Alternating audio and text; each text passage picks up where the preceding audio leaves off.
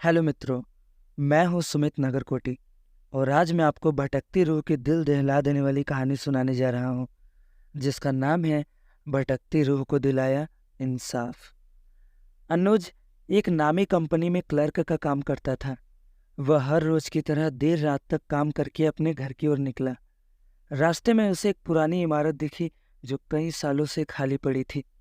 उस इमारत के बारे में कई हॉरर स्टोरीज प्रचलित थी। अनुज ने सोचा कि वह अंदर झांक कर देख लेगा।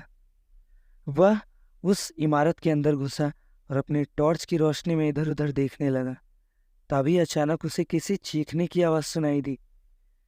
वह आवाज की तरफ दौड़ा तो उसने देखा कि एक महिला हाथ में चाकू लिए किसी से लड़ रही है। वह काफी डरी हुई लग रही थी। अनुज हैरान रह गया। वह जब आगे बढ़ा तो उसने देखा कि महिला के सामने एक काले रंग का कुत्ता खड़ा था जो उस पर हमला करने के लिए तैयार था। अनुज ने महिला की मदद करने के लिए आगे बढ़ने की कोशिश की, लेकिन अचानक कुत्ता गायब हो गया और महिला भी। अनुज समझ नहीं पा रहा था कि आखिर हुआ क्या। क्या वह सब कोई सपना था? उसने पूरी बिल्डिंग की तलाशी ली लेकिन कुछ भी नहीं मिला। डरे हुए अनुज ने वहां से भागकर अपने घर का रास्ता लिया। अगले कुछ दिन तक अनुज को वह घटना बार बार याद आती रही। उसने अपने कुछ दोस्तों से भी इस बारे में डिस्कस किया तो सभी ने उसे भूत प्रेत की कहानी समझकर हंसी उड़ाई। कुछ दिन बाद अनुज को एक ओल्ड लेडी मिली जो उस खाली बिल्डिंग के पास ही रहती थी।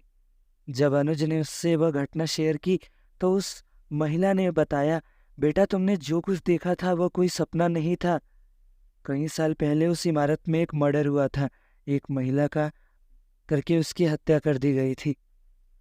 माना जाता है कि आज भी उस महिला की आत्मा वहां भटकती है।